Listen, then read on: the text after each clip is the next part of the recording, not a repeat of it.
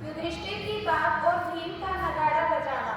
यह किस्सा भारत के प्राचीन व पुराने ग्रंथ महाभारत का है। यह उन दिनों की बात है जब पांडवों के नाम से प्रसिद्ध 5 भाई वनवास भोग रहे थे। निश्चित ही वे लोग जब राजमहल छोड़ वनों में भटक रहे थे, तब जिंदगी बड़ी कष्टदायक थी। उसी दरमियान एक दिन ऐसा हुआ कि एक सन्यासी उनके यहाँ भिक्षा मांगने आया।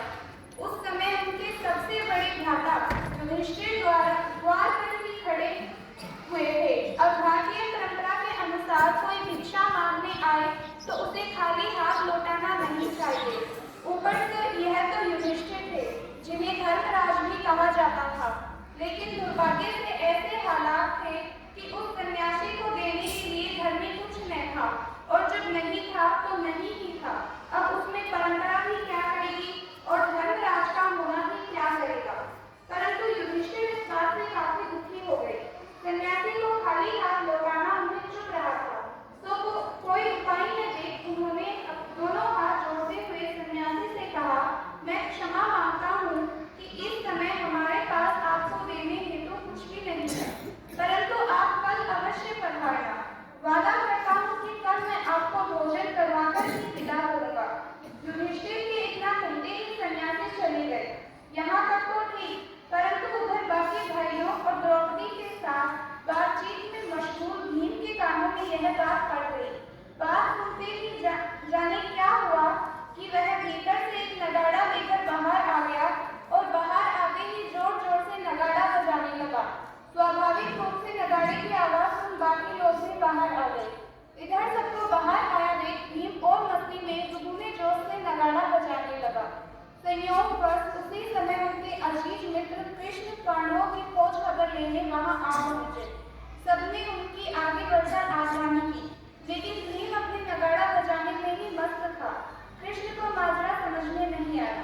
पूछने पर युधिष्ठिर व अर्जुन ने कहा कि लगता है पेटू भीम मारे ऊँट के पागल हो गया है। लेकिन कृष्ण के मन में भीम की आंतरिक समझ हेतु हमेशा से सम्मान था, तो उन्होंने कोई राय बनाने की बजाय माजरे की हकीकत समझने हेतु सीधे भीम से पूछना ही उचित समझा। उधर भीम को तो मानो ऐसे ही किसी मौके की तलाश थी। उसने तुरंत बड़ा चहकते हुए कहा, कृष्ण आज तो कमाल हो गया। मेरे बड़े भाई युधिष्ठिर ने काल पर विजय पा ली। इन्होंने अभी अभी इस सन्यासी से कल भिक्षा मांगने आने का ना सिर्फ निवेदन किया, बल्कि उसे भरपेट भोजन कराने का आश्वासन भी दिया। सोचो, उन्हें आने वाले कल का कितना ज्ञान हो गया है। उन्हें यकीन है कि कल वे और सन्यासी दोनों जीवित रहेंगे, और इतना ही नहीं, कल सन्यासी की यहाँ आकर भोजन करने की ना सिर्फ इच्छा होगी, बल्कि युधिष्ठिर की उन्हें भोजन कराने की इच्छा भी होगी। साथ ही उन्हें यह विश्वास भी है कि सन्यासी को भोजन कराने हेतु उस समय घर में भोजन भी उपलब्ध होगा। बोलो कृष्ण, जो घटना हजारों अन्य घटनाओं पर निर्भर है, भाई उस बाबत भी पूरी तरह तय है। अब जिसका भाई इतना बड़ा ज्ञानी हो जाए, वह तो खुशी से झूम न उठे तो क्या करे।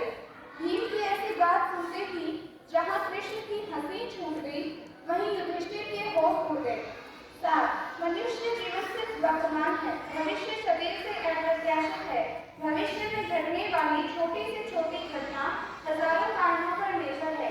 ऐसे में भविष्य की सोचना ना सिर्फ